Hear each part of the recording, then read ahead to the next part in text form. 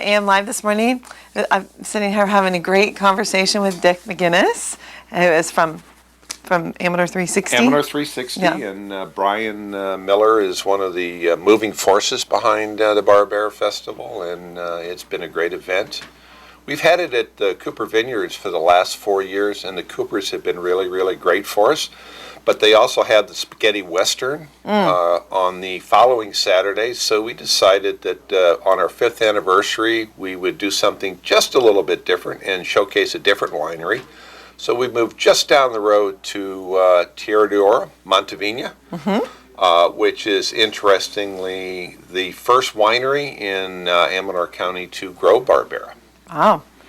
1971, Gary Cott, on the recommendation of Daryl Cordy, Cordy Brothers Grocery Stores, recommended that he plant some Barbera, and 3 years later, 1974, was the very first vintage of commercial vintage of Barbera released. Wow, that's exciting.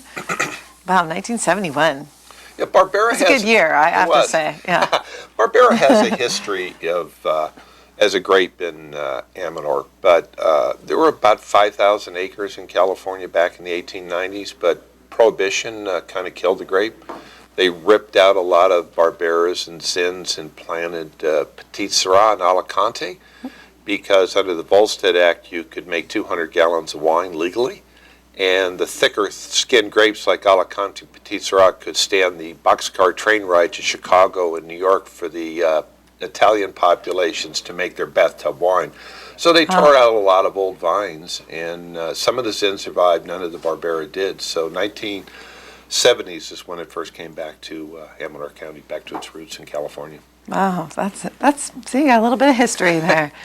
That's amazing, the shift in, culture too, everybody. That's kind of a circle, things come back. Barbera is a very vegetative vine, but it does best when the soil is really, really poor, and Amador County is blessed with a huge quantity of really bad soil, so it helps the grape grow well. Really? Yeah. That's always something good to know. I never thought about that. So the Barbera Festival is now at the Terra. Yeah. There's a meadow behind the winery with oak trees on one side and then hillside vineyards on the other, and a couple oaks in between.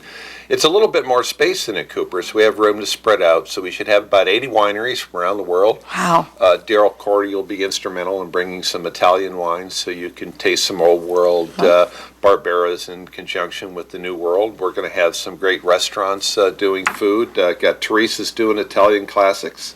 Billy Bones is going to do Texas-style barbecue, which is more sauce and smoke. In Cahoots is doing a Santa Maria-style barbecue, which is the rub, so they're a little bit different. Yeah. Bella Familia Pizza is going to be there, and of course the supporters of National Hotel, Taste, and Hotel Sutter are going to be there with their chefs. I don't quite got the word yet on what menus they're going to do. Going to have a band.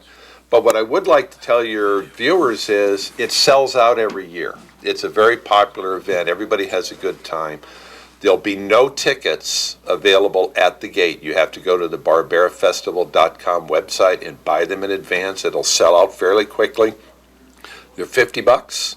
And what I like about the event, the money goes to the Amador Community Foundation. That's wonderful. In the last 4 years, we've given them $60,000. I see that. Wow. And the Amador Community Foundation, I think, is what charity should be about. They're results-oriented. They do their research, and they focus their money on changing the core problem. Instead of just throwing some paint on the wall, they look to fix the underlying causes. And a lot of times, this is through giving money for education and things like that. They do a great job. Good people. Yeah, that's one. Yes, they are.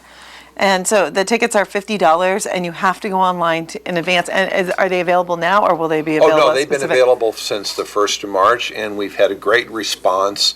And my guess is you've probably got about 3 more weeks. What usually happens with an event like this, online ticket sales, you get a huge input immediately, and then it kind of levels off for the procrastinators in life. And then just before the event, after maybe a commercial for us like this, It spikes again, and then we sell out. So I don't know if we mentioned it before, but it's Saturday, June 13th. June 13th, Saturday. And so you have a few more weeks, but go online and get your tickets because